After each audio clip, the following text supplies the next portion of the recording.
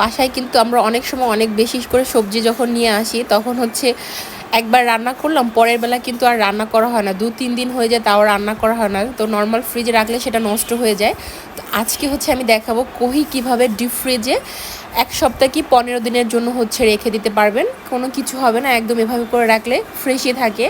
তো এই তো প্রথমে হচ্ছে পানিটাকে আমি একদম ফুটিয়ে নিয়েছি, তারপর হচ্ছে স্বাদ মতো লবণ দিয়েছি, দেওয়ার পরে হচ্ছে ফুটানো পানির ভিতরে হচ্ছে সেই কহিগুলোকে ধুয়ে রাখা ভালো করে সেই কহিটাকে দিয়ে দিলাম। দেওয়ার পরে এটাকে 2 থেকে 3 মিনিট, 3 মিনিটেরও দরকার নেই, হাইস্ট 2 মিনিট একদম চুলার আঁচটা হাই করে একদম ফুটিয়ে নামাতে হবে। দেখতে পাচ্ছেন আমার এটা একদম পুরো বলক চলে আসছে। এই পর্যায়ে যখন আসবে তখন হচ্ছে এটাকে তুলে নর্মাল পানি দিয়ে এটাকে ভালো করে ধুয়ে নিতে হবে। আর সবজি কাটার পরে দেখেন আস্ত একটা সবজি রয়ে গেছে।